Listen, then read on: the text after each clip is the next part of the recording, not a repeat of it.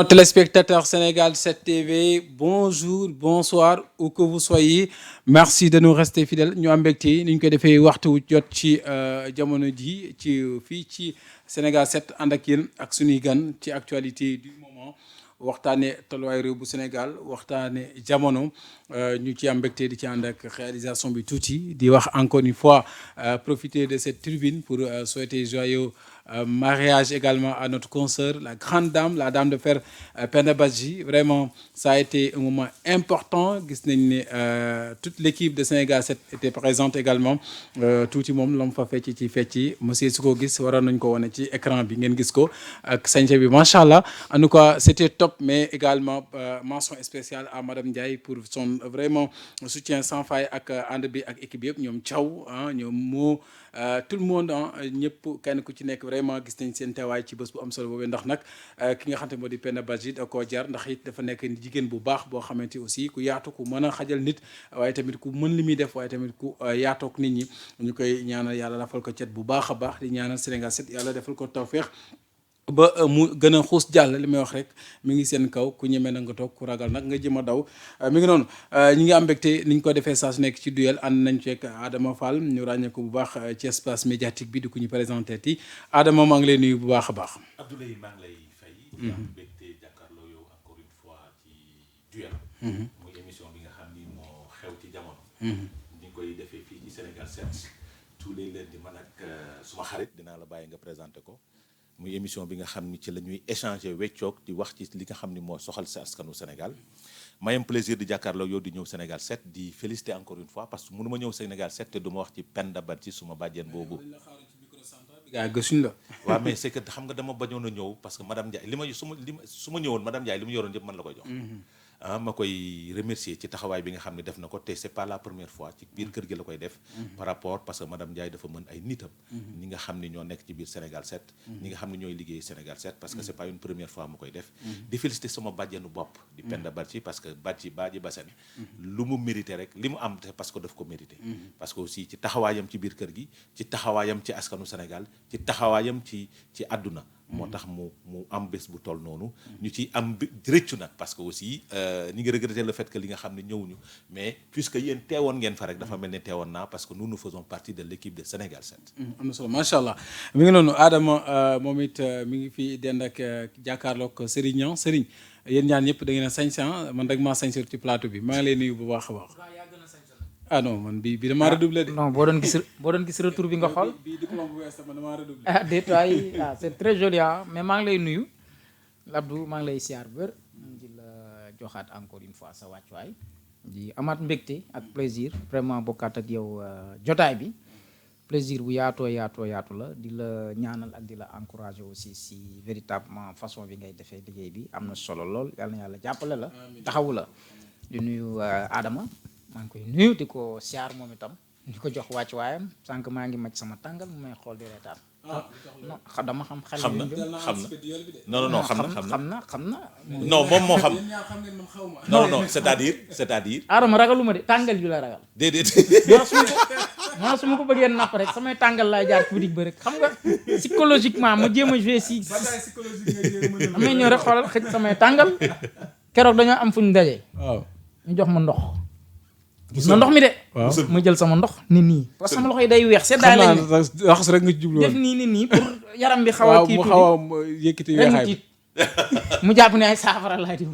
non xam nga ni saafara lay diw. rawatina kurus gi nga téye waale na kurus gi. non bàyyi rek gars yi xam naa ni may joué ñoom man daal bu. bataille psychologique quoi. ma jël samay tàngal def Sénégal da nga dox ci xel mi rek. waaw rek mu tiit Pay Sall bi nga Njaay da doon wax nee na. waaw bu gana gi dana ko fee bu ne la yoon bee. gay ne nekku fa gay nekk fa nga ne ko du dëgg waaye da ngay tegg rek doo fa jaar mais non attends c'est parce que dafa yàgg di andi tàngal di ko yemale ci boppam nga xam ne maintenant nag émission bi commencé mu jël ndox raxas loxo yi dama ko bëgg wax ni ko fii man saafara mënul ci man te même couleur tàngal bi ngay gis waaw même couleur tàngal dafa mel ni saafara mënul ci man man daal samay tàngal laay yor tàngal ak saafara di ko mënul ci man macc dara waxtu émission Adama dafa tul de waaw ma macc dama tull ci yooyu mais xam naa da koo ragal parce que mi ngi may xool li may tekki sama tàngal yëpp xam naa ne mi ngi may fixé di ma xool di xaw a reetaan di tiit ma ni waa ji daa tiit mais maa ngi koy nuyu bu baax di ko siyaar di ko jox wàcc waaye moom tam vraiment di am mbégte ak plaisir di partager ak moom émission bi muy nit ku baax aussi neex débaawal donc di nuyu waa Sénégal 7 yëpp ñoom tuuti ci réalisation bi ñoom Thiaw ñoom ñëpp ñu ngi leen di bége bu baax di nuyu aussi madame Ndiaye waaye di féliciter aussi Penda ñu ngi koy féliciter bu baax Penda Badji ñu ngi koy féliciter di ko ñaanal yàlla donc lii mu dugg yàlla na ko si yàlla defal ay ndam amiin amiin yàlla na si am lu weesu njortoom vraiment li nga wax baax na lu kii la parce que xam nañ ko waaw man bokk naa si ñim njëkk a dalal fii voilà muy nit ku baax nit koo xamante ni aussi à chaque fois mi ngi def ay effort pour léegi jëm kanam loolu moom c'est un constat bu Sénégalais yëpp def kon ñu ngi koy encourager di ko ñaanal yàlla jubale ko ak borom këram te dëgg-dëgg xamee wuñ ko lu bon lu baax lañ ko xamee ak liggéey jaamu yàlla concentré wu ci li nga xamante ni loolu la yàlla denk kon yàlla na ko yàlla gën taxaw bu baax macha allah mu ngi noonu en tout cas merci beaucoup ñu ñaan aussi ñi ci kër gi te yàlla def ñu nekk ci ak saliba gu metti yàlla jàpp leen tamit mu xam ñi góor ñi célibataire célibat xam ñaata mooy lan waaw góor gu am benn jabar célibataire ah bon léegi maa bëgg a dugal ci loolu boobu yéen ñaan ñëpp waaw léegi lu tax nga wax loolu il faut que loolu leer ah il faut nga leeral ko de sa jabar su paanee rek célibataire mais loolu c'est-à-dire que nag su paane moom koy moo ko war a expliquer l'islam non yow yaa xëy waaw l'islam dafa ne góor dafay am ñaar tàmbaliwul ci benn dafa ne góor dafay andee ñaar benn bi la mujjee tàmbaliwul benn ñaar la wax waaw après wala ñett ba ñeent waaw su ko mënul léegi bu ne am si am nga bu fekkee am nga benn bu mat ñaar ñett ba ñeent nag amul benn bu mat ñaar ñett ba ñeent loolu célibataire la su jabar su tukkee nga nekk célibataire loolu dinañ ci débat après loolu c'est à discuter yàlla baax na sëriñ yàlla baax na sëriñ moom du ko def Adama moom muy fëlee fu ne moom sëriñ moom du ko def xaw ma nag yow sëriñ moom du ko def du def lan du takk ñaareel xaw ma nag yow Abdoulaye kan man daal bu ma dugal ñu ngi may seetaan en direct bu ma dugal sedd bi te lu ma fanaan biti wax nga dëgg de sedd bi daa metti trop te seddaay bi dafa metti nag trop sax seddaay bi metti moom booy xuloo moom bul xuloo mukk ci jamonoy sedd seddaay bi metti ak jamonoy koor seddaay bi jamonoy teg ndogu ak jamonoy sedd te tàmbaleegul yàlla baax na waaw ñu tàmbale liggéey bi bokk na ci ni ñu ko defee saa su nekk ginnaaw donc les salaamaaleykum place aux choses sérieuses ñu waxtaanee réew bi Sénégal dafa am ko doon bañ de ku ko doon bañ place aux choses sérieuses ñu xëy suba dàq ko loolu moom kan la woon un journaliste de la RTS mel ni musuñu sérieux le président de la République a reçu ba mu jeex mu ne place aux choses sérieuses tubaab day rey nit rek ñu xëy suba dàq ko ça veut dire que président li mu doon def dara sérieux wu ci quoi kon passons dans le vif du sujet voilà mi ngi noonu voilà donc ñu nar a waxtaane réew bi ku nekk xam ne depuis démb le 21 la ñu tàmbali CAN bi waaye tamit la ñu tàmbali visite bu président bi foofee ca Casamance CAN bi nag am nañ fi ay plateaux spéciaux dañ leen koy réserver bu ngeen ci bëggee waxit ça dépend de vous mais en tout cas on va aborder le sujet concernant le voyage wala la tournée économique du président Bassirou Diomaye Diakhar Faye d'abord ma commencer par Adama tournée bi lan nga ci jàngatee. tournée économique d'un président de la République du guleet ci Sénégal da daan am du temps de Abdoulaye Wade am du temps de Macky Sall am ci Bassirou Diomaye Diakhar Faye ñu koy rafetlu parce que tournée économique dafay am objectif boo xamante ni moom nga ciy visé moo koy lal ni kon ñeneen ñi daan defee ak moom ñu koy defee ni mu ko defee bokkul maintenant ni mu koy defee ni mu ko defee bokkul donc li nga xam ni moom laa ciy déplorer rek mooy le manque de mobilisation bi nga xam ni am na ba mu demee Ziguinchor. Je ne parle pas de mobilisation politique. mais dama ne réew gox su nekkee da nga am gan. yow Sénégal soo amee gan sax di nga ko dalal. di nga ko teeru di nga ko dalal.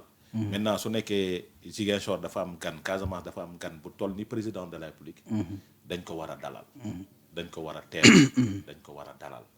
donte moom bëgg ko parce que ñoom dañuy wax dans leur démarche que rupture la bëgguñu def loolu mais dañ ko war a dalal dañ ko war a teeru surtout que nag mu nekk séeréer buy ñëw ci ay kalam ay joolaa yeeg yooyu ci ay kalam séeréer buy ñëw ci biir joolaa joolaa yi dañu waroon génn seen néeg jox séeréer bi mu dal fa. Jooraar yi dañu waroon tibb seen i añ ci teraanga sénégalaise ci teraanga sénégalaise dañu waroon tibb seen i añ. jox Bassirou Diomaye dalal ko ak ay ganam. mais malheureusement on a vu que cette mobilisation cet accueil n'a pas eu lieu. moom muy li may déplorer parce que dafa nekk loo xamante ni mënoon na ñàkk. parce que aussi waroon nañ ko mun a dalal. parce que Ziguinchor ni ñu ko xamee ci Aguène ak Diambogne. muy ñaari culture yoo xamante ni. ñoo bokk ndey ñoo bokk baay. maintenant nag pourquoi amul je ne sais pas. mais li ma xam daal mooy nit suy am gan da koy dalal. maintenant nag sur les actions yi nga xam ni moom la mené sur le terrain. dem na seeti la situation de déminage mi ngi lancé ay travaux ñun duñu def lu dul rafetlu ko. et nous attendons les résultats parce que man doomu Casamance la. lépp loo xamante ni njiitum réew war na ko mën a def Casamance rek dama koy rafetlu. parce que doomu Casamance la. doomu Casamance la. man sama yaay Jaata la sant. macha allah Kabrousse la dëkk. samay rakk Badji la ñu sant. macha allah man ma juddoo fa. donc lépp loo xamante ni njiitum réew daf koy def Casamance pour le développement de la Casamance man du ma def lu dul saluer ko. n'est-ce pas. mi ngi fay def 5 jours. c'est quelque chose boo xamante ni lu ñuy rafetlu la. et par rapport au projet yi nga xam ni moom la fa bëgg def par rapport au chantier yi nga xam ne visité ko pour ñu terminer ko man du ma def lu dul saluer ko. parce que ñun ce que nous cherchons dans cette zone c'est la paix une paix définitive nag. une paix définitive su nekkee le chef de l'État bëgg nañu ci dimbali accompagner ko du ñu def lu dul rafetlu ko. maintenant nag nous lui demandons de faire plus que ce que ses prédécesseurs ont fait. par rapport à la pacification de l'espace. de la Casamance par rapport aux infrastructures parce que la Casamance dafa manqué ay infrastructures yoo xamante ni dina permettre cette jeunesse là ñu mën fa toog mën a développer wu. la Casamance avec sa verdure. moom moo waroon nekk grenier bi nga xam ni moom moo war a dundal en termes d'arbres fruits au niveau de Dakar. mais malheureusement ça a été mal exploité. avec la situation de guerre bi nga xam ni moo amoon Casamance. population yi daw. activités yu bëri mënu ko maintenant nag su nekkee les activités sont en train d'être repris. dina am solo maintenant nag la jeunesse de la Casamance. li ñuy ñaxtu mooy le manque d'emploi le sous-emploi qui existe dans la zone. tout à fait. le sous-emploi qui existe dans la zone parce que la jeunesse de Ziguinchor dawal Jakarta rek la ñuy def. waaw bëri na ay moto de moom. waaw dawal Jakarta rek. parce que jeunesse bi loolu rek la ñu am comme espoir. mais malheureusement gis nañ ni amul ay mise en place des structures yoo xamante dina mën ma permettre xale yi dem mën a emploi. parce que jàngale moo fa nekk. wala sinon nga nekk agent de l'État wala ngay liggéey ci université bi. au-delà de ça amul beneen activité boo xamante ni jeunesse bi mën nañ ko def. te ñi ngi compter sur le président de la République pour mu mën a développer des activités au niveau de la Casamance. ses prédécesseurs def nañ dara moom en tant que chef d'État dafa war a def dara. parce que ñun ñi nga xam ni doomu Casa la te nekk fii difficulté bi ñuy am mooy on est tout le temps sollicité par rapport à des actions. parce que la Casamance ni ñu koy wax nii population bi dañu sonn. il peine à joindre les deux bouts. donc difficulté yooyu dina mën a am on lance un appel au président de la République aussi. pour reprendre les bourses de sécurité familiale. parce que famille yu bëri ci loolu lañ doon dund au niveau du sud du Sénégal. donc ko arrêté famille yu bëri dañu nekk ci njaaxare. xale yu bëri jàngeetuñu parce que ci bourse yooyu lañ doon mën a defee seeni activités. nous demandons lançons un appel au président de la République de reprendre ces activités là. pour que bourse de sécurité familiale yi ñi ko war a jot ñu jot ko pour mën a mener ay activités. maintenant moi en tant que citoyen sénégalais du ma def lu dul rafetlu loolu. saluer sa démarche maintenant nag sur le plan politique. quand j'ai vu yenn engagement yu mu jël je me suis dit que Diomaye mi ngi politique. pourquoi. waaw parce que ba mu demee ci Koulabane population bi dafa taxaw waxtaan jël ay engagement mu jël ay engagement yu fort. dinaa leen andil ambulance.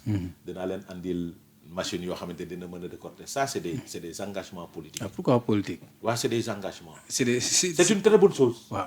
c'est une excellente chose. c'est des infrastructures sociales de base. des infrastructures sociales de base yooyu dafa am solo. ci gox.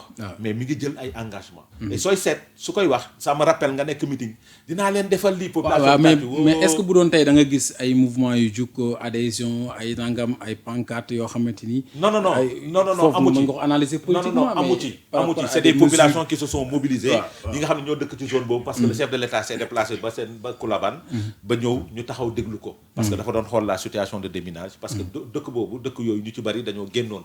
seen localité yi. ñu ngi doog a dellu soit parce que ñu ngi déminer maintenant daf ñu soxla yenn matériels yi. il a pris des engagements maintenant nous attendons Nous attendons la concrétisation de ces engagements-là. Parce que les femmes de la Casamance souffrent, la jeunesse de la Casamance souffre, te am nañ yaakaar parce que il faut pas oublier que la Casamance a élu ce pouvoir-là. am na solo à hauteur de 80 voire 85. dinaa ñëwaat foofu ak yow ci Casamance parce que am na lu fa xewoon Serigne sa jàngat par rapport ak tournée président de la République bi ndax ànd nga ak yu bëri ci aadama yi mu fësal. waaw déjà dans un premier temps kenn mënul différencier tournée économique bi ak tournée politique. waaw en réalité. ñooy ànd tournée politique la. ah bon waaw en réalité c'est une tournée politique Adama mi wax léegi nee na. moom économique lañu annoncé de. waaw xam nga li fi amoon. waaw ak lii c'est la même chose c'est la continuité. rupture la di. non bu doon rupture la doon nañ utiliser benn terme beaucoup plus approprié au contexte. fii boo nee tournée économique. les gens véritablement pensent. à Macky Sall. mais day ak ñi fi jot a jaar ñëpp tournée politique mënu ma wax démb Macky Sall bu nee day génn dem defi tournée nga ni tournée politique bu nee day def tournée économique nga ni tournée politique tey nga ñëw jumaa mais d'habitude aussi ñooñu bu ñu ko daan def dañu daan dem en veille d'élection wala yooyu noonu. non maa ngi ñëw demee ci période xaar ma électorale ñëw non jaru ko kii dem tournée économique Macky Sall bi mu ko daan def ak wala ñi nga xam ne sax campagne électorale la ñu nekk bu ñu demee lu ñuy wax askan wi dinaa leen defaral lan la fa Diomaye wax yaa ko wax léegi ay engagement la jël. dinañ fi def lii dinañ def lii mais homme politique yi loolu la ñuy wax fépp fu ñu dem. que ce soit muy tournée économique nuñ ko mën a tuddee ak tournée politique il ne faut pas jouer avec les mots. parce que li ngay def yi bu dee tournée politique la ci niñ koy waxee la nga fay waxee rek boo demee si tournée économique bi loolu la. c'est les mêmes discours te ñi koy def ce sont des hommes politiques li ñuy def pour lan la am na finalité am na objectif pour ëllëg nit ñi mën laa kóoluwaat. boo demee campagne électorale boo bëggee gagner nit ñi wóoluwaat la jox la nga gagner kon moo tax souvent dañuy jéem a jouer avec les mots tournée économique tournée politique tey kii mbubu président la sol fii solul mbubu président mbubu acteur politique la yor di jéem a dissocier les gens maintenant pour jouer ci mentalité nit ñi alors que c'est les mêmes personnes c'est les mêmes discours amul dara lu ci changer c'est la continuité li fi amoon mooy wéy di dem c'est-à-dire li ñu ñàkk gis nag xam nañ lu tax ñu ñàkk ko gis. voilà foofu laa bëggoon a waxee. en termes de massification mooy voilà en termes de mobilisation. oui d'accueil aussi comme tel qu'il a été annoncé bu ñuy xool ak le premier ministre Ousmane Sonko mooy que nañ ko teeru mais gis nañ ne vraiment ak mbir yi ni mu demee c'est une visite comme pas les autres. waaw léegi xam nga nag. li am rek différence bi am mooy lu tax gisuñu ay nit ay nangam comme loolu lañ daan gisuñu ko. mais dafa am lu ko waral. mais li ko waral mooy. tey ñëpp xam nañ ni waxoon nañu ni fii wax naa la ko fii man la le président a choisi un mauvais contexte. tey y a un contexte de conflit bu dox ci digganteem ak premier ministre Ousmane Sonko. tey fiefu Ousmane Sonko nekk Casamance. ñëpp xam ni zone am la. waa Casamance quoi que l'on puisse dire bari na ñoo xam c'est des patriotes dañ laa mere. c'est ça le vrai mot dañ la mere. mais comme seen kilifa wax na kay teeru leen ko aussi. waaw déet xaaral xam nga c'est-à-dire le problème. bu dee intérêt réew mi tax a jóg parce qu'on parle de l'économie du pays. xam nga dans un parti politique. Sonko wax na peut-être il a parlé avec ses militants mais au-delà de ses militants il y a des sympathisants yoo xamante ni waxu Sonko mën na leen bañ a tënk. ñooñu bu ñu neexee ñu xëy rester les bras croisés dem seen yoon. mais logique bi ma nekkoon dinaa ñëwaat un petit peu si loolu mais dama ne. sànq Adama dafa am lu mu wax te ànduma si. déet du gan yëpp la ñuy teral.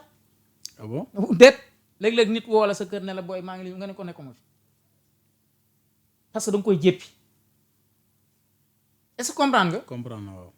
léeg-léeg du gan yëpp la ñuy teral léeg-léeg nit woo la ne la maa ngi lay gane si nga ni ko ñëwal. am fierté ak léeg-léeg da nga ne ci kër gi ne xale yi ne ko dama génn wala damay nelaw ne ko xoolal bu ma sonal man dama kii ba soof. fekk kooku soxla woo ko.